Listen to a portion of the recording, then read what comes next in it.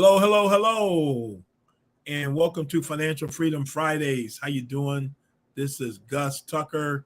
Glad to be here with you guys. Just want to make sure, I'm not muted. So, hey, how you guys doing? It's December 16th. You know what that means? Christmas is a week from Sunday. Wow. Man, where'd the year go, right? It goes by really fast. The faster time goes by, it means you're getting older because your brain slowed down and it's not processing information as fast. So you think it's going by fast, but it's going by at the same speed it always has. Sorry about that. Just true. Hey, we're here at Financial Freedom Fridays. We want to talk to you about some good stuff. And we've kind of switched it up a little bit because we're covering some topics to, I'm just going to be honest with you. I'm growing my understanding and awareness of the issues that are facing us as Black people to increase our economic empowerment and the need to create an environment in which more of us can win. And so I'm seeking to educate myself on how we got to where we're at and what we need to do to change it.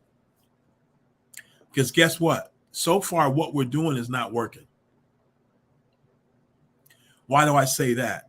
Because 160 years later, we're still at less than 2% ownership of our economy that's in the hands of Black folks.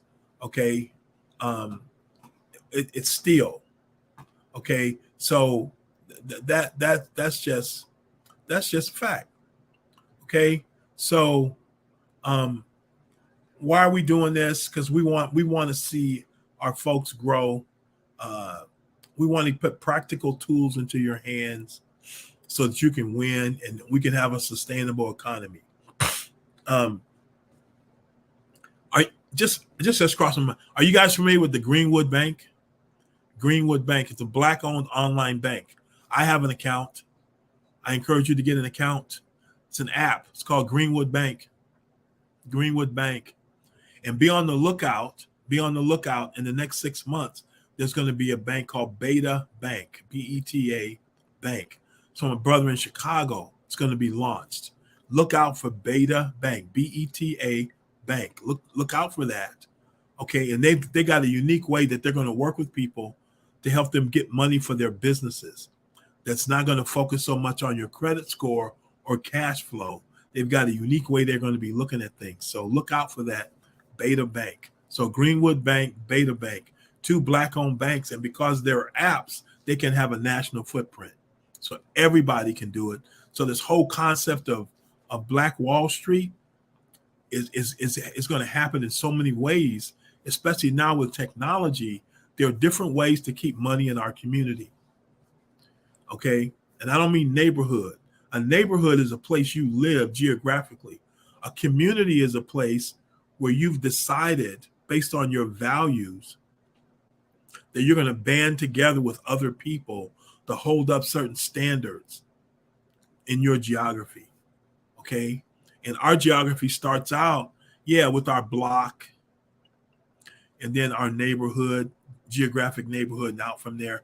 But our community is where we have mental and emotional and value-based commitments to one another, and we just won't stand for foolishness. That's your community. So these banks are a part of our community. Black-owned businesses are a part of your community. So we got to stand together, okay? We got to stand together to create financial independence. And what does that mean? That you can make money without having to physically go to work anymore. And I want to challenge you. I want to challenge you. I'm challenging myself, okay, to have multiple ways. Get one established first. Get one established first, and then you can develop the next one.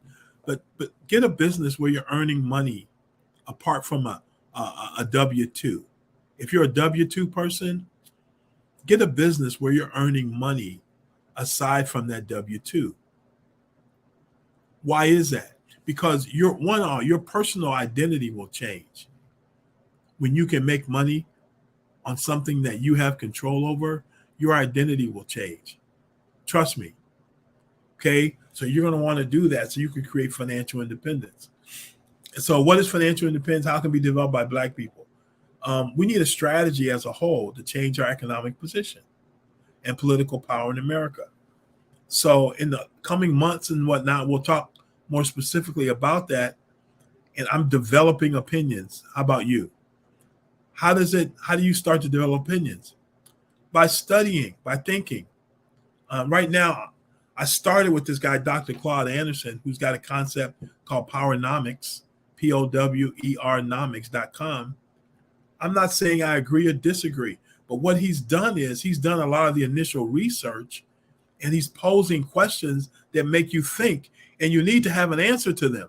Because if you don't develop an answer to them, it's still going to impact you, because the issues are happening and the issues are impacting you right now. So it's best to learn about them and get a point of view about them and engage, or you're just going to get run over.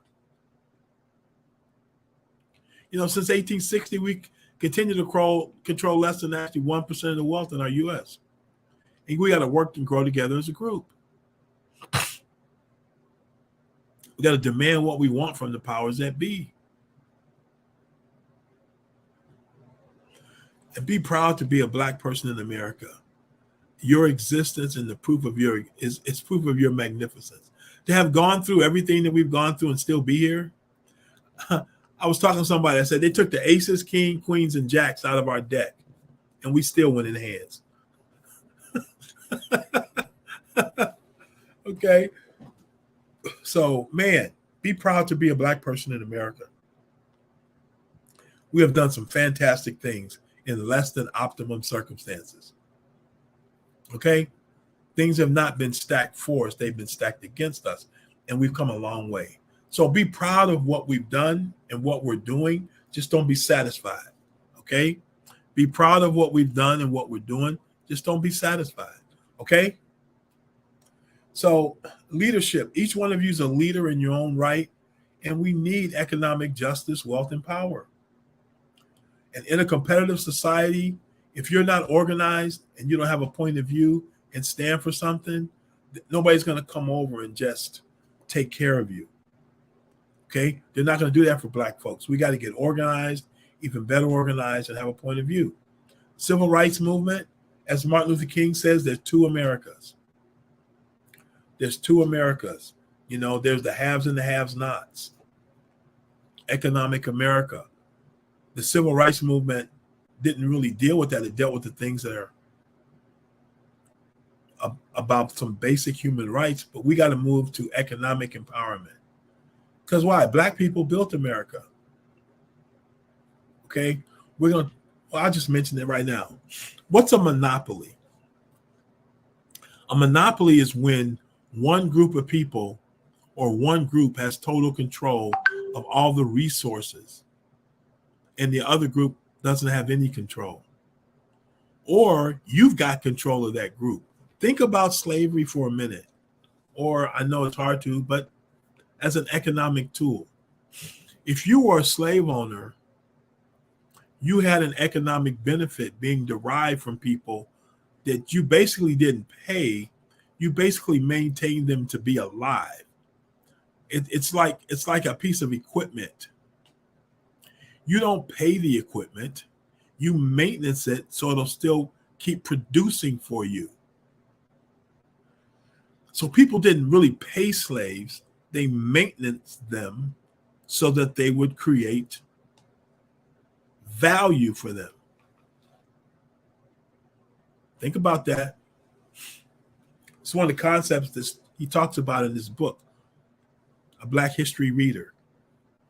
Okay, that's the book I'm going to be reading out of and going through. So think about this. Think about this for a second. The monopoly included these people who were essentially tools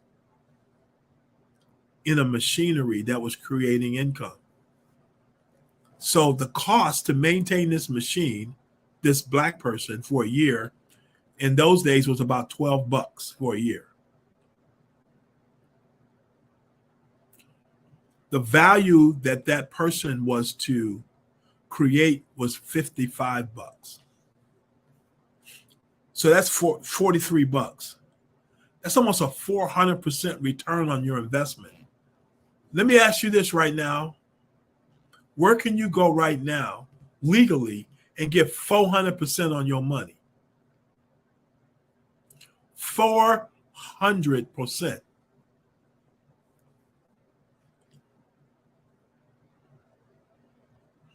That's what was happening for slave owners. And then they took that money and they invested in other businesses. That's how economic growth happened.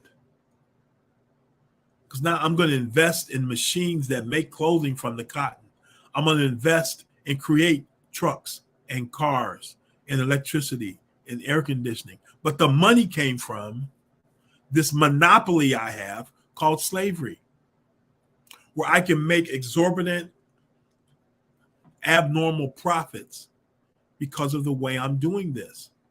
And that parlayed its way into Wall Street and the stock exchange, where even more power could be consolidated because they could raise money from everybody to now fund their enterprise. Not just the money they were making, but from the money everybody was making, they could invest in your business and cause it to just grow. Come on now. If you had that kind of head start for 400 years, shouldn't you be winning?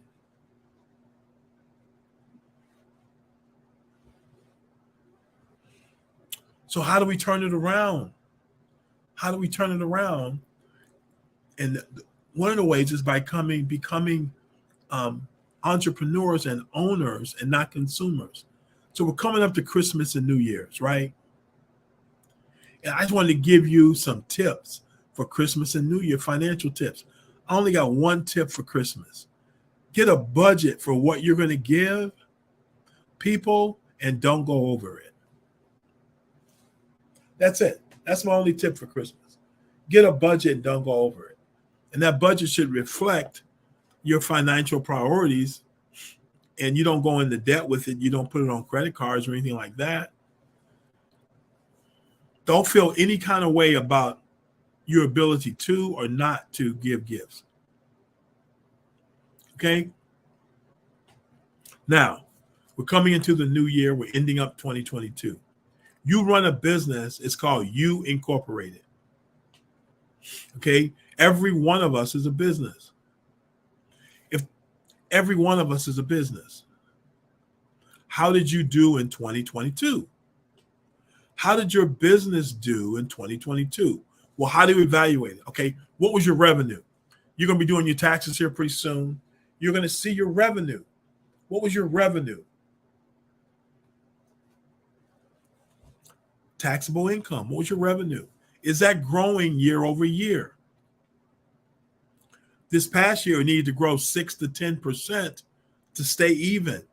How much is your revenue growing every year in your business called You Incorporated? If you have a job or don't have a job, you still got to look at it the same way. You're a business. If you incorporate, if you have a W-2, you are the product and you're hiring yourself out for whatever your revenue is. Does that make sense? Your expenses, how much did you spend on your lifestyle? Well, if you're not using some app or something like that, that's pretty hard. So I'm not really hammering on you to know that number, but here's a number you need to know. What's your profit? Profit, I'm a W-2 person. What do you mean, my profit? Well, your profit is your savings and investments. So when you look at your savings that you have right now and your investments, are they at a higher level than 2021? If not, you worked the whole year to just stand in place. You worked the whole year and stood in place. You didn't improve your situation at all. Did your profit improve in 2022? Look at all your accounts that you're saving and investing money. Do you have more than you had last year? How much more?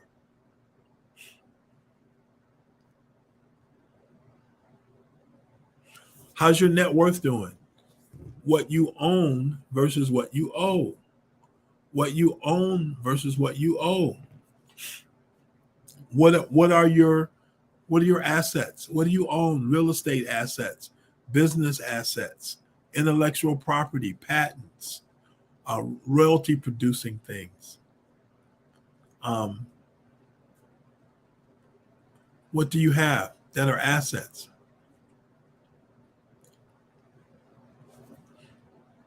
What are your liabilities? Do you owe mortgages? Do you owe debts to other people? Car notes, mortgages, investment properties, vacation properties. So all your liabilities, then you owe, and then you come up with your number, assets minus liabilities for 2022. Now you got these numbers. What are your goals for 2023? I encourage you to spend some time working on that. My wife and I are putting together our financial needs analysis to answer these questions. And we're setting some goals for 2023. And we've identified multiple streams of income that we have and how much is going to come from each one and put together a plan. I encourage you to do that between now and January 1st. Understand where you are in 2022 and then set a plan for improvement in 2023. Now, what if we got all the Black people in America to do that? All the Black people in America to do that. So we create about $1.5 trillion in revenue. What if we as Black people save 10% of that? That'd be $150 billion. Write that down somewhere. $150 billion as a people. And what if we turned around and invested it in Black businesses? You know what that's called? Black Wall Street. And there are some things changing on the horizon that we'll tell you about that are going to be happening next year, some of which I'm involved in, that are going to change the landscape of our ability to do what I'm saying right now. But what if you could invest in Black businesses all around the country and one day the world and grow your net worth? How cool would that be? What if there was a system that was in place and growing and getting better every year of helping Black people start a business and grow a business? Start a business and then learn how to grow it, then get the capital to grow it from there. Man. So we got 150 billion. If we get 8%, which is a reasonable rate of return, the S&P 500 has done 8% since it started. The rule of 72 says, if I get 8% on my money, it'll double in 9 years. So let's say we saved 150 billion as a people in 2023. 9 years later, it would be 300 billion. Now check this out. What that doesn't take into account is every year in those 9 years, we keep putting away that 150 billion. So how much would we have when that first year doubles to 300 billion, but that second year is going to be close to doubling. And so if you add all that up in 9 years, guys, we can have over $1 trillion as a people, which is how much we make right now. We could have that cash, liquid money. If there was $1.5 trillion in Black people's pockets, would we be better off? Yes. Could we do some things? Yes. So that's what I want you to think about and get this word out to people so we do it as a group. So everybody's doing it. It's just not you and your family and that's it. No, it's everybody. Because if somebody isn't prospering and they don't have a way to prosper, you know what they're going to do? Conk you over the head and take yours. If it comes between eating and stealing to eat, what are you going to do? We don't want anybody to be in that position. You feel me? Okay. So tips, Christmas and New Year's tips, okay? And give me some feedback down the road after you see this and you think about it. Hit us up. Let us know if this was helpful. Black economic empowerment. We've talked about some of these questions. We talked about question 2, Black exceptionalism. We talked about how great Black people are and all the things we've done for society. That 1819 treaty that brought Florida to the United States, from Florida over to Texas to the United States. That was a treaty with Spain, of which our government didn't honor. And the Black people that were free in Florida were supposed to get land. They didn't get it. Okay, so we're going to deal with the next question. Did a real-life Monopoly game replace slavery as the primary generator of wealth and power? Man, I was reading about this yesterday. I highlighted about everything under this thing. I want you to think about this. And have any of you ever played Monopoly? You ever played the game Monopoly? You ever wonder where it came from? We'll talk about that too in a second. But a monopoly by definition implies, I'm going to read this. A monopoly by definition implies exclusive and total control of a commodity or a service. Like our government tries to prevent monopolies in a market because they can raise prices and cause shortages and do stuff because there's no competition. So there's nobody who can really impact them. So they're monopolies. So monopolies are bad. So our current government, the way we're set up, says monopolies are bad. Monopolies are bad. But you know what slavery was? A monopoly. But I guess monopoly is only bad if you don't have it and somebody else has it. I guess if you have it, I guess monopoly is okay. But a monopoly by definition implies exclusive and total control of a commodity or service. Slavery was an economic system in which one group of people had absolute power and control over another group of people for the specific purpose of enriching themselves, of making money for themselves at the expense of the other group. So I'm making money as a slave owner at your expense, Black person. The wealth from institutional slavery became the foundation for real-life monopoly. On the eve of the Civil War, the private sector, that means businesses, had invested more capital into slavery than all the levels of government had invested in the entire nation up to that point in time.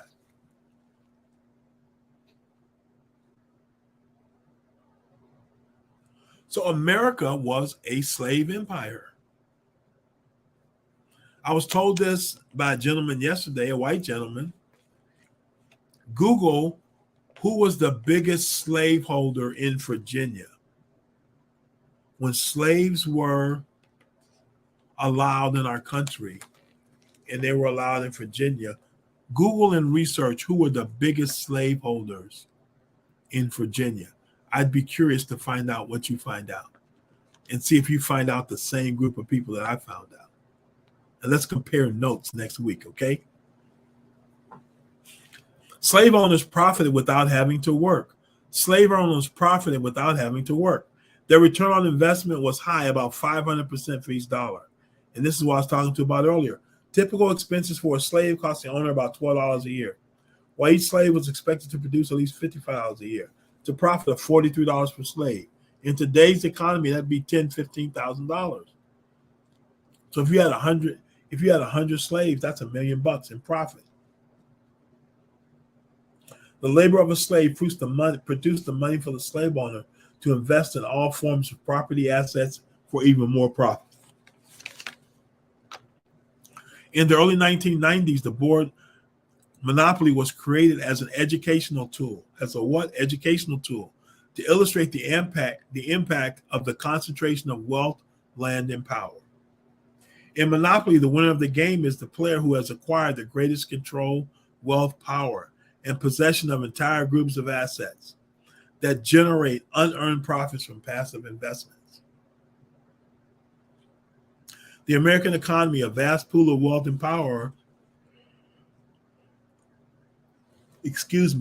was built by the labor of enslaved blacks.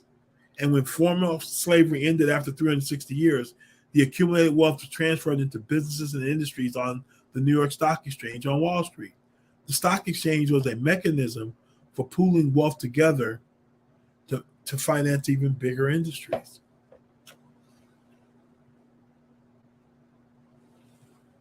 Under slavery, black labor was a commodity, just like cotton, tobacco, and grain. A slave was a movable piece of personal property, could be collateralized. Then they start using slaves and thinking about the movement of slave prices, and that would actually move the stock market. Because the first stock market was in 1790. Slavery didn't stop till 1865. So that's 75 years the stock market was driven in the beginning by slavery. Think about that for a second. Today, the average white person has 3,500 times more wealth than the typical black person.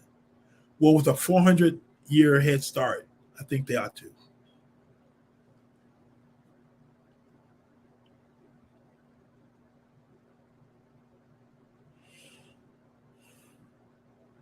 It says they were not allowed to stand in line when the land. Okay, slavery compares to life's monopoly game, and all blacks are forced to play the game of capitalism without the benefit of capital and monetary assets. They were not allowed to stand in line and land resources when they were doled out to Europeans. The land aggregated by whites at the beginning of the century has been passed down from generation to generation, doubling in value every 30 years. Today, the average white person has 3,500 times more wealth than the typical black person. Why? Because we got to land on free parking, income tax refund, social security payment, or whatever when we're playing this game of Monopoly. But if you're a white player, the game board is totally different to you and your experience because you own all the other places on there. So, question. Did a real-life Monopoly game replace slavery as the primary generator of wealth and power? And tell me. I think the answer is yes, it has, because that money was parlayed into ownership on Wall Street. And over the history of Wall Street, less than 10 black companies have been public. And right now, about 1.5% of them, of all the companies that are public, 1.5% are black. And we're 13% of the population. So there's 6,000 public companies, 780 of them ought to be black. Not the 9 or 10 that are public. So we got a ways to go, guys. And the way we can get there is, one, get a handle on your personal finances the way we talked about. At Christmas, set a reasonable budget for yourself. Don't go over it. And then figure out what your revenue and expenses are, what your income is, which are your savings and investments, what your net worth is. And then, okay, that's where I'm at. Now let's set a goal to get it better going forward. Well, how do you do that? First, get this information. Find someone who's a financial professional to help you. Myself or someone on my team can help you. My phone number's below. It'll go to my Google Voice, take a message. I'll call you back. We can help you, or find another financial professional who can help you put that together. Okay? But that has to happen. We've only got a few minutes left, about 50 seconds. Here's what I'm going to say. We're going to deal with we'll start with question 5. Yeah, like and share the broadcast, please. If you like it, and I pray you do, share it. Give us some feedback about what we're talking about. Is it working for you, not working for you? What would you like more of, less of? We want to know that, okay? We're going to talk about next week, why is unemployment always higher for that than white people? And should blacks withdraw from affirmative action programs and instead pursue racial reparations and entrepreneurship? I was having this conversation with my brother and my producer, Mr. Ellis Dean. And FICA's finances I cannot access. Y'all remember that, huh? Finances I cannot access, man. Social insecurity. Okay. So you want to like and share the broadcast, and we're gonna who benefits the most from affirmative action programs. I want you to think about it, research it over the weekend, and come back and tell me next week who benefits the most from affirmative action programs. I think you'll be surprised by the answer. Okay. So you guys take care. Set a budget for your Christmas spending. Don't go over it. Okay, yeah, you do know. You do know. I was surprised he knew, but then I shouldn't have been, because Ellis is super smart and astute and a student. So of life. And so